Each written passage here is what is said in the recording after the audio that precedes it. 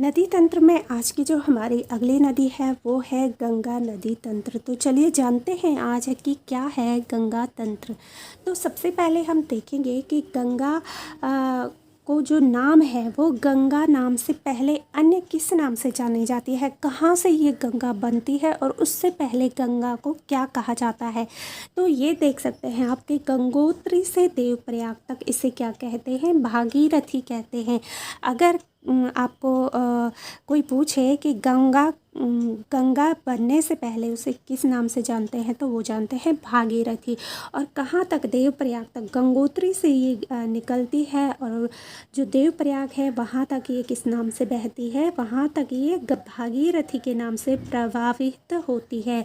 और देवप्रयाग में ये अलकनंदा के साथ मिलके क्या बन जाती है, गंगा मिल जाती है। जैसे आप देख सकते हैं कि देवप्रयाग में इसमें कौन सी नदी मिलती है, भागीरथी और अलकनंदा। ठीक है, यहाँ पे देखिए ये ही है, यहीं पे जो देवप्रयाग है यही ऐसा स्थल है जो अलकनंदा और भागीरथी के संगम से गंगा बन जाती है। ठीक है, तो देखते हैं कि गंगा जब निकलती है गंगोत्री से तो उसमें फिर पौड़ी के जो व्यास घाट है, ठीक है, उसके पास एक फूलचट्टी नामक क्या है, स्थान है।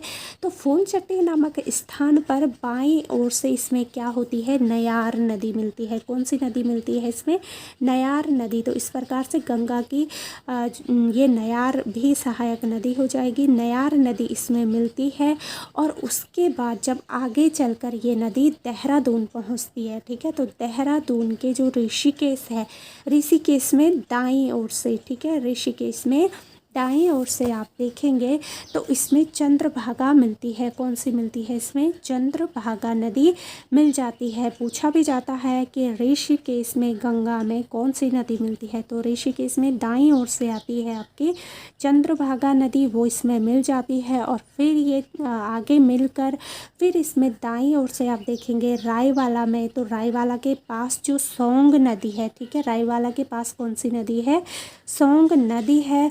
जो सोंग नदी है ये पूछा भी जाता है, सोंग नदी सिसवा, बाल्दी और विद्यालना रो की क्या है, सहायक नदी है सोंग नदी। सोंग नदी किसकी सहायक है वो मैंने आपको यहाँ पे लिख के बताया है। एक तो सिसवा है, बाल्दी है और विद्यालना रो जो नदी है उसकी सहायक नदी है सोंग नदी। तो सोंग नदी भी फिर गंगा में मिल जाती है और उसके बाद जब ये आगे चल के हरिद्वार पहुँचती है, जब गंगा, तो हरिद्वार जिले में पूछा जाता है कि हरिद्वार में गंगा में कौन सी नदी का संगम होता है, कौन सी नदी आके मिलती है। तो हरिद्वार में मिलती है इसमें रतमऊ और सोलानी। ठीक है, सोलानी, सलोनी नहीं, सोलानी नदियाँ मिलती है। रतमऊ, एक तो रतमऊ मिलती है, एक क्या मिलती है, सोलानी नदी मिलती है गंगा में। ठीक है, तो ये देख सकते हैं आप कि गंगा जब निकलती है गंगोत्री से, तो गंगोत्री से वो हरिद्वार तक उसमें कितनी सहायक नदियाँ मिली है और तब जाके वो हरिद्वार में पहुंचती है।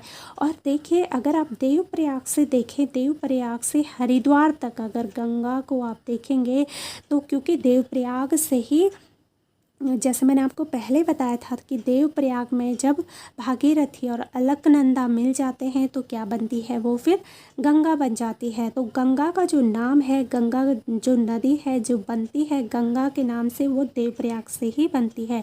तो देवप्रयाग से जो हरिद्वार, क्योंकि उत्तराखंड राज्य की हम बात कर रहे हैं अभी, तो देवप्रयाग से हरिद्वार तक जो गंगा की पूरी लंबाई है वो है आपकी 96 किलोमीटर। ठीक है, कितनी है, 96 किलोमीटर है गंगा की लंबाई। कहाँ से, देवप्रयाग से हरिद्वार। और हरिद्वार में कौन कौन सी नदियाँ मिलती है गंगा में, रतमऊ और सोलानी। तो इतना बहुत इम्पोर्टेंट, ये बहुत कम समय में मैंने कोशिश की है आपको ज़्यादा से ज़्यादा जानकारी पहुँचाने की। तो आपको मेरी जानकारी कैसी लगती है, वीडियोज़ कैसी लगती है, कमेंट करके ज़रूर बताएं। लाइक शेयर एंड सब्सक्राइब भी ज़रूर करें। तो चलिए फिर मिलते हैं हम अपनी अगली वीडियोज़ में, तब तक के लिए बाय एंड टेक केयर।